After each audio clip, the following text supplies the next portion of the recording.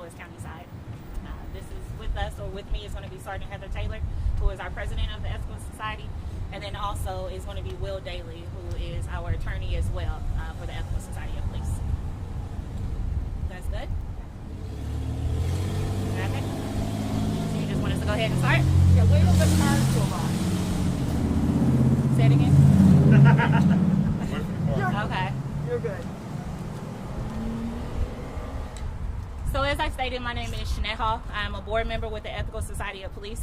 We wanted to come and speak to the residents today and make you all aware of who the Ethical Society of Police is if you already do not know, and also to notify you all that we have expanded into St. Louis County. So just to let you all know that the Ethical Society of Police was founded in 1972 in St. Louis City Police Department to address race-based discrimination that was not only occurring within the police department but also within in the community as well. This has been a fight that the Ethical Society has been steadfast in. They've been going on with this ever since those times. In 2018, specifically April of 2018, we decided to expand into St. Louis County Police Department for some of the very same reasons that they were established in the beginning. Now, while being in St. Louis County Police Department, we've also faced a couple of different battles as well. One of them being the signing of our MOU. The MOU is the Memorandum of Understanding. Our MOU is something that is very important to us. It wanted to acknowledge that we are now officially within St. Louis County Police Department, and that the fight that we had ever since 1972 will continue to go on within St. Louis County as well. We've been here to address race-based discrimination, like I said, not only in St. Louis City, but also in St. Louis County. The process has been a hard one for us. Trying to get the MOU signed, it's lasted well over 13 months. We've been in conversations that started off with our former chief, John Belmar, and then they were going on with the now county executive, Dr. Sam Page. The fight itself should be symbolic. The fight itself of trying to get the MOU signed, that should be symbolic in itself of the things that we have to deal with, right? So with saying all of that, while this fight has lasted 13 to 14 months, as of today, when we sent out our press release this morning, to several different news outlets, and then thereafter that we made it public on social media that we will be having a press conference discussing why we have not had our MOU signed. After all of that has occurred, Dr. Sam Page decided to now sign the page at noon. It would have been less of a fight if he would have decided to sign it, say maybe 13 months ago, 6 months ago, however long ago.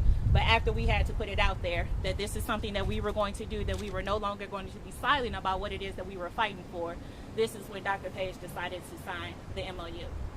To give you all a little bit of a better understanding of what the process looked like with trying to get the MOU signed, we'll actually turn it over to our attorney that's representing us, Will Daly, and he'll be able to explain that to you a little bit better. Thank you. Good afternoon. My name is William Daly, D as in David, A-I-L-E-Y, Jr., and I'm one of the attorneys for the Ethical Society of Police in St. Louis County. In my line of work, we deal a lot with process and procedures, and what I want to talk briefly about is not just the process, but then also progress. Where do we go from here? So the process started, as Officer Hall said, back prior to Dr. Page being appointed. It occurred with the prior chief. Chief Belmer, where the MOU, the Memorandum of Understanding, was presented. And for those who don't understand, an MOU is exactly what the name implies. It is a Memorandum of Understanding. It shows that both sides are on the same page, no pun intended, they're on the same page. And the reason it's important to have an MOU, it's not a binding contract. In fact, the document says that it's non-binding, but it shows that you see us. So when you see and hear black officers and the stories that they tell, you understand where it's coming from. So it was important that the chief would enter into this MOU. John Belmer never signed the MOU. It was presented, and in his silence and his inaction, he never signed it. So when Dr. Page was appointed, Ethical sat down and met with them and was full of optimism. I have copies of the letters that were shared showing how great that first meeting was when Ethical sat down, the board for St. Louis County Ethical met with Dr. Page. 100 days into his administration, there was still no signed MOU. A little bit after that, the lawyers got involved. So myself and the county counselor, and we attended a meeting in November of last year. And for anyone who understands how negotiations take place, it's important to really look at the process. for any negotiation, and this goes for anyone, whether you're negotiating a lease, whether you're negotiating a memorandum of understanding or $1 million contract, the person who makes the offer presents it. The other side has the opportunity to accept it, to reject it, or to modify it.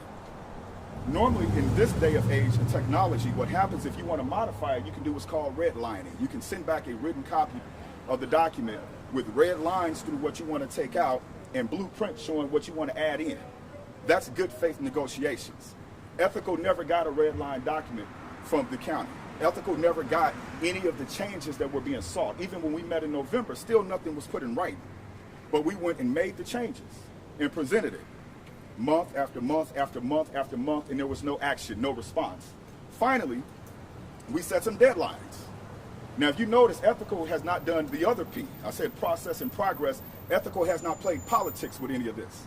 But at some point, we had to set a deadline to make sure that we kept moving things forward. So Ethical set a deadline, and then we started to have a little bit of feedback. And what was told at that time was, well, we have the pandemic. That's hit, and understandably, there were a lot of other things that were going on. So it was another delay based off of the pandemic. There was a new board of police commissioners and a new chief who was appointed. And so the request was, let these entities chime in and see what they're going to do about the MOU. What's their take on the Memorandum of Understanding? And so we waited, and still there was no response. Eventually, we sent the Memorandum of Understanding that Ethical was committed to. Sergeant Taylor got involved as president of Ethical Society and had conversations with Dr. Page. Additional changes were requested verbally, and we made those changes. Still nothing in writing indicating a commitment to sign the Memorandum of Understanding. And it was sent back again.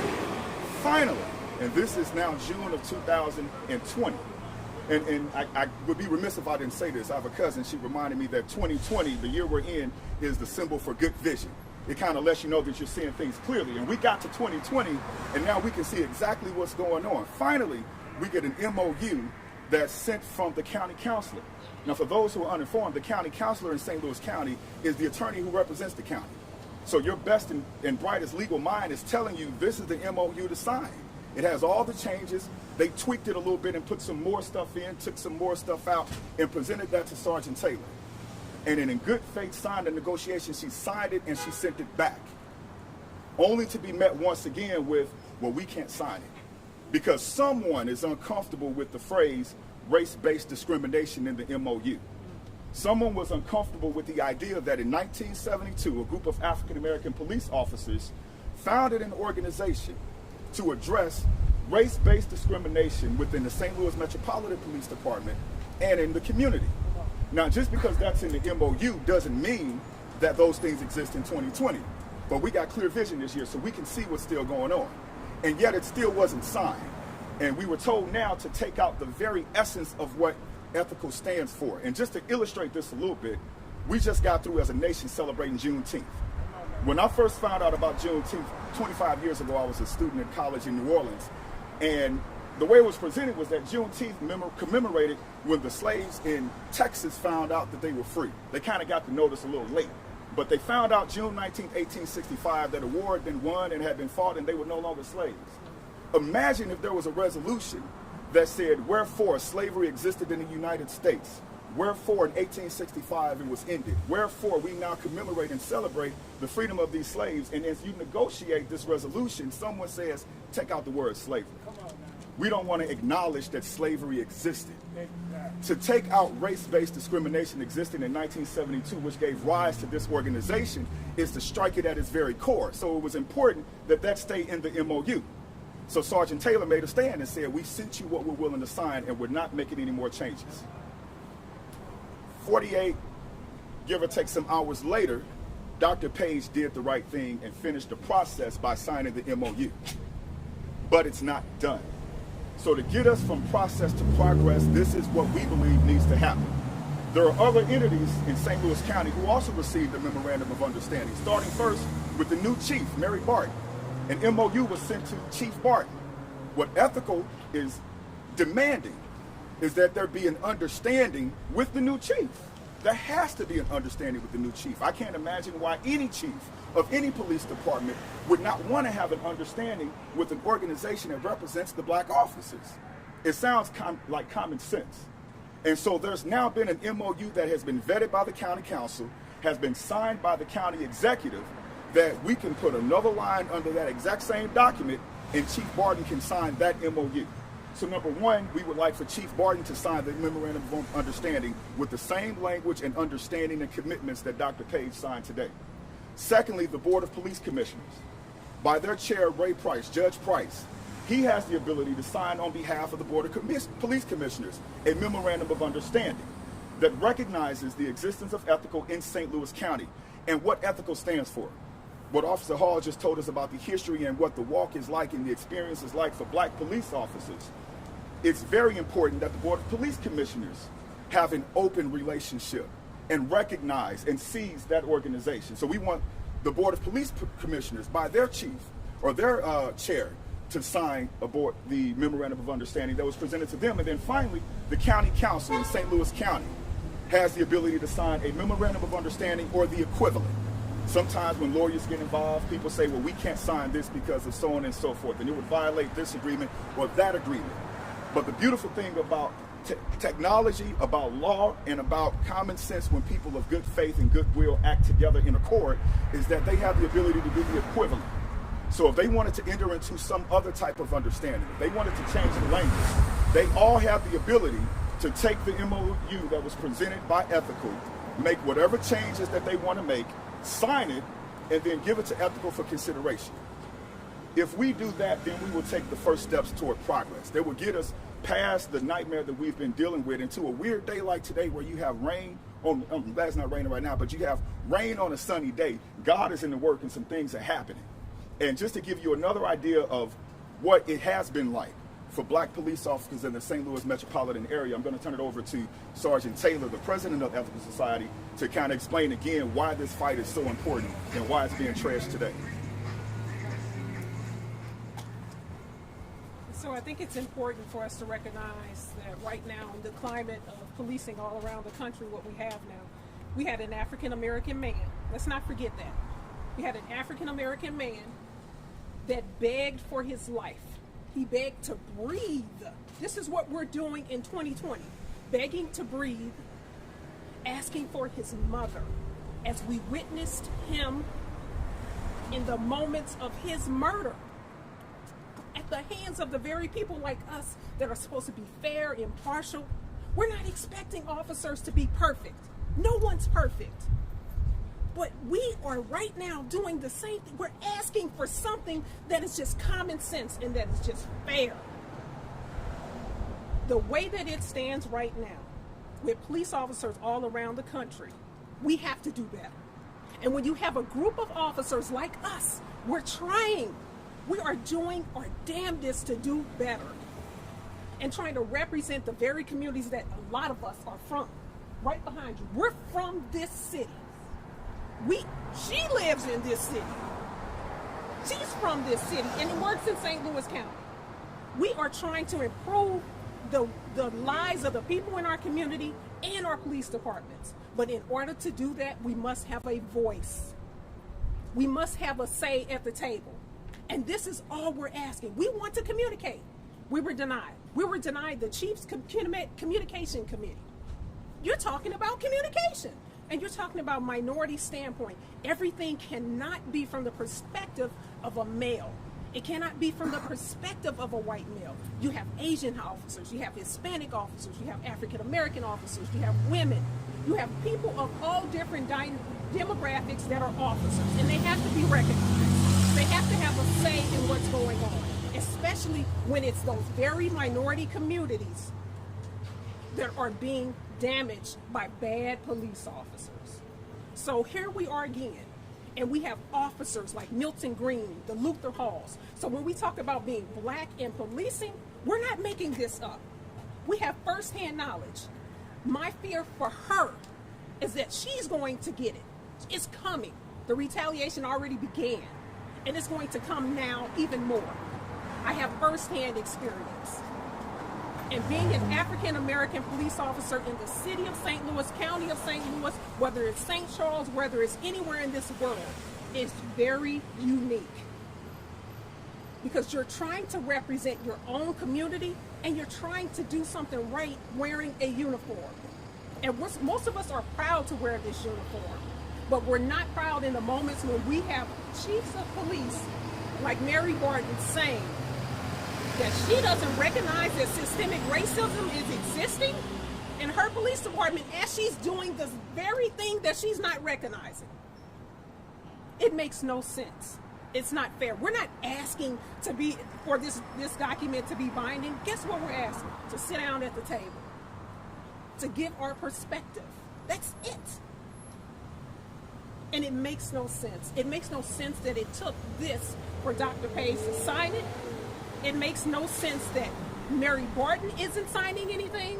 It makes no sense whatsoever. It shouldn't be this type of fight. So when we say that there's systemic racism, you're witnessing it right now. And we won't stop fighting.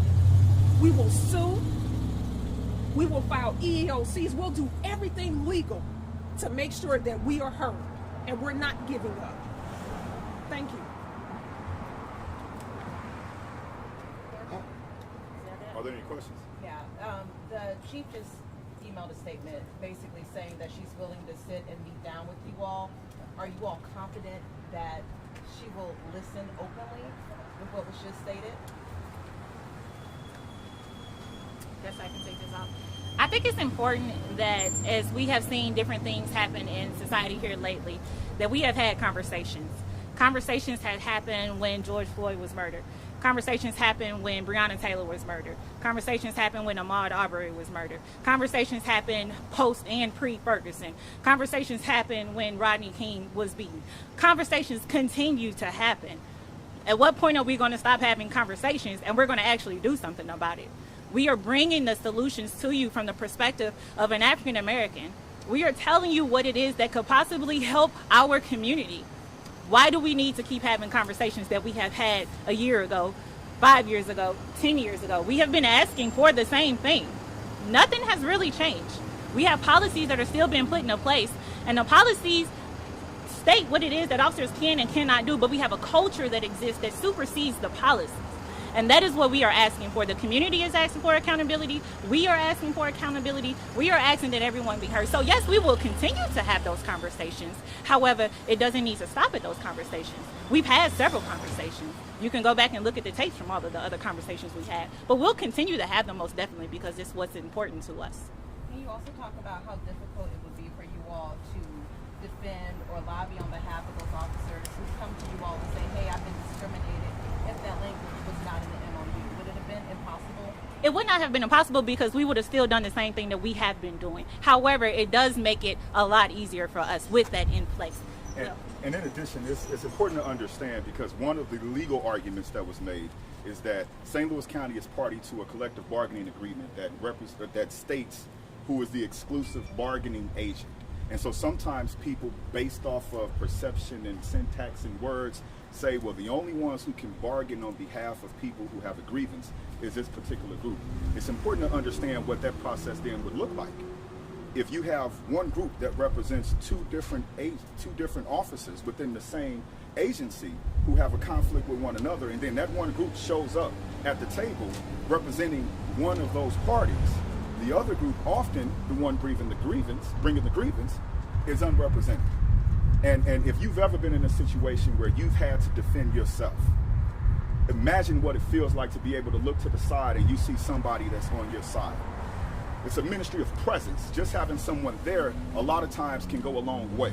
And so when we look at the idea of dealing specifically with race-based discrimination, Gunnar Madal said many, many years ago when people was talking about discrimination in America that it stopped being a black problem and it became an American dilemma.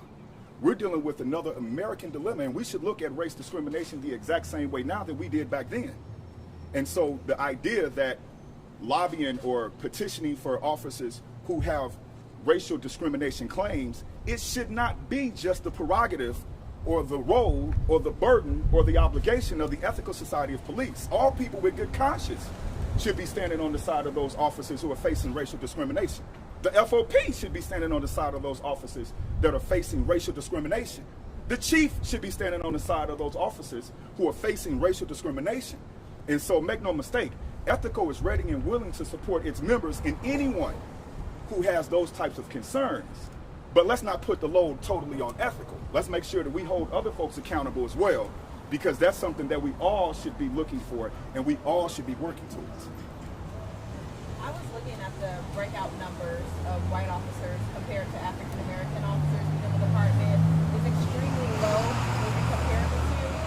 Can someone provide context? Is it a situation of not enough African Americans are applying for the job, or are blacks kind of leery because of allegations of racial discrimination? So here's the thing, when you've had the same numbers for 2 decades, what are you doing to remedy that? When your department is what, 10% African American, what have you done with recruiting, retention?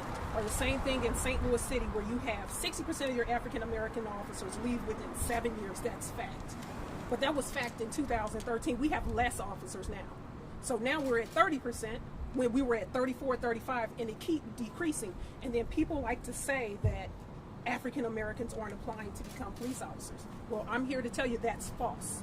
That's absolutely false. What you have is that you have histories of systemic racism, and police culture is the last to address these issues.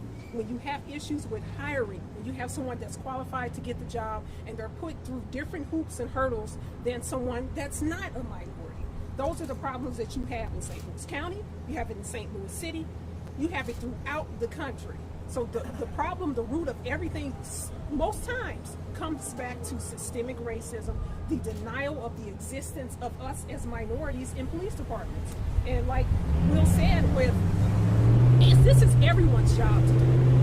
Where's the FOP at when it comes to addressing why you still have 10% or why these numbers aren't increasing? It's not, the answer is not that minorities aren't applying. We can't say that.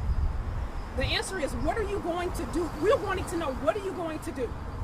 When are you going to implement a pre-academy or recruitment program to actually educate and hire more minorities and work on that? What are you going to do? That was something that we tried to present to St. Louis County under Belmar. It was nixed, gone. So the issue always seems to come back with us with systemic racism. We're trying to eliminate policies and practices. Our old ways and old practices are coming back to hurt us, mostly as minorities. And I'm not going to say that some of the things that are happening don't hurt minorities, hurt other races. They do. Bad policy is bad policy. But like Shanette said, that police culture will eat policy and procedure when it's not enforced. If you do not enforce policy and procedure, police culture will eat it for breakfast, for brunch, for dinner, whatever it is. Because you have to have people in those positions like Chief Barton who are going to be strong enough to make the decisions to say, yes, there is systemic racism, and this is how I'm going to fight it. Instead, she said it didn't exist, and then she denied us a very voice at the table with her. And I don't know if I answered your question. I thought I did. St. Louis County has a head of diversity and inclusion, a newly created diversity and inclusion unit. To what extent have you all had conversations with Officer Wildhaber? We have not had very many. Okay. Why is that? I mean, it seems like it would be part of the job description for him. I'm not sure. You'll have to ask Lieutenant Wildhammer that. Okay. You'll have to ask him that. Have you reached out to him? Yes. Okay. And then I have a question for Mr. Daly here. So, and if you wouldn't mind stepping up to the microphone, thank you. So I just wanted to make sure I was understanding what you were saying about this grievance process. Are you saying that if this MOU was signed, then the Ethical Society of Police would be able to kind of handle grievances on behalf of member officers? Or is No, that, okay. I am absolutely unequivocally not saying that. So could you clarify then what you meant about the grievance process and who represents who? Right. So, well, this is what I would suggest is that now that it's signed by both parties, I believe that the MOU will be published. And so everyone will have an opportunity to look at the MOU and the different understandings that are stated in that document, and that would be the best way. It pretty much speaks for itself in terms of how the grievance process is going to get handled and what roles, if any, ethical would have in that particular process. The MOU is the best thing to look at for that particular answer. So, okay, sorry. No, go ahead. I was just going to ask then, like the simplest way that you can put it then, as far as, the power that really stands behind this MOU, besides it just being understanding, you don't want to have conversation anymore. What is the specific, sorry about the the action that goes along with it then? I mean, where does that really happen?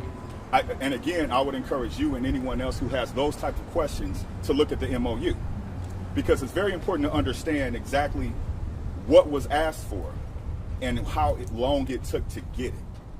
And then to ask the follow-up question is that now that you have it, what's going to change? There's going to be a degree of follow-up and accountability that has to take place. And ethical doesn't have really, again, the burden of the obligation to prove up the merit and the benefit of having an MOU, because ethical's been here all along. The question is going to be really for the voters of St. Louis County, what's the benefit of having an MOU? What's the benefit of having this document that's now been signed by the county executive that recognizes an association of black police officers that stands for the things that ethical stands for? What's going to be the benefit of the Board of Police Commissioners or the chief or the county council of entering into identical documents? The benefit will come in action. And the action is really going to be done by those at the top. All change comes from the top down. That's why you get police departments and it takes so long to see the numbers changing in recruiting and retention and things along those lines, because of the way systems work. And systemic change is only possible when you get change from the top down. Now, the good thing for us is that we also believe that power concedes nothing without demand. And so what ethical did is to present a demand. We want to have an understanding. We want to have communication. We want to sit down at the table and speak about these things. And what the MOU now, really the promise of the MOU is going to be determined by what happens starting today. What happens starting today? And so all the questions that are going to be asked regarding now we have this MOU, what can come from it, I think they ought to be directed not just to ethical, but to the other side who signed it, as well as those who haven't signed it yet. There was a question over here. I'm just curious, that diversity officer, what's his ethnic background? Do we know? Lieutenant Wildhaven? Yeah. No. You don't know? Okay, I was just curious. I was wondering if he's a white guy. Oh, he's white. Well, He's a white Lieutenant Wild, right? It's the Lieutenant Wildhaven. Oh.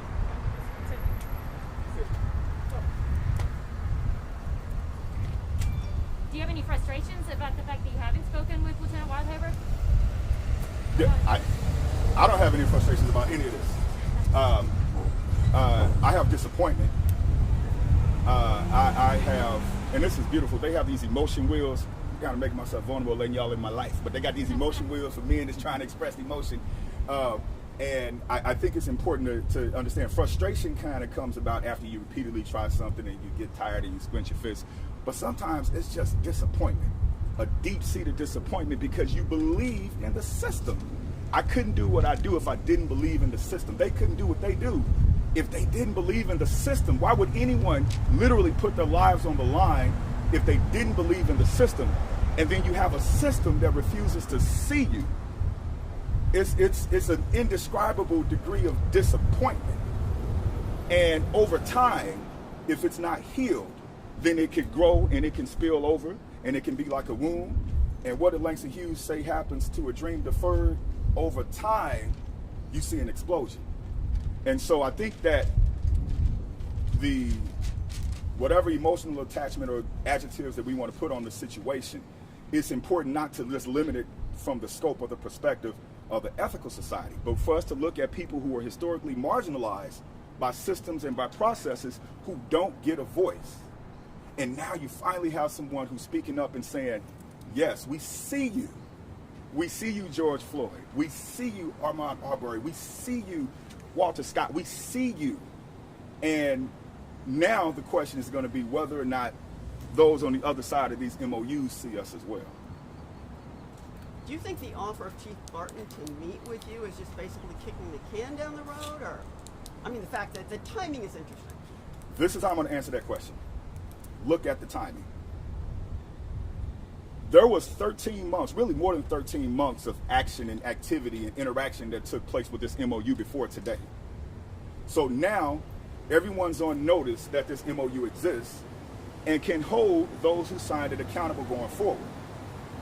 Prior to today, no one really knew what Chief Barton's stance was on everything that's going on. She now has spoken. I think she's given a comment as to what's going on. So what I think we ought to do is to measure. Unfortunately, we live in a 6-week news cycle that probably in 6 weeks or less, you all are going to be reporting on something else. The important thing is going to be to come back to this story Because back in 2015, there was a review of the policies and the procedures and the training and everything that existed in St. Louis County. And now we're 5 years later, and what we're talking about. Let's look at the training and the policies and the procedures in St. Louis County. We already did that 5 years ago. The question is going to be whether that meeting is just kicking the can down the road. Is going to be what happens after the meeting. I'm very confident a meeting will take place, maybe a series of meetings. It ought to be a series of meetings. But what needs to happen is policy change. If you have meetings and no policy change, if you have meetings and no change to process and practices, if we have meetings and no changes to that underlying system, then it will be kicking the can down the road. I just think it's too soon, and it would be unfair for us to cast the chief in that light now. She's spoken. She says, I want to participate in good faith in this process. She did not say that she wasn't open to signing, because we're today saying we want her to sign the one that the county executive signed. She hasn't said that she's not open to signing it. She has not communicated in writing any reasons or any legal cause as to why she could not sign it. And we all now have the opportunity that if those things exist, she can put it in writing so that you know, when we know, what her reasons are.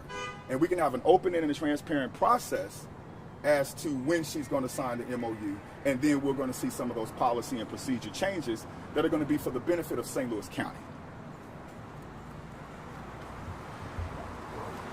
If there are no more questions, we'll end the press conference. Thank you. Thank you. Thank you.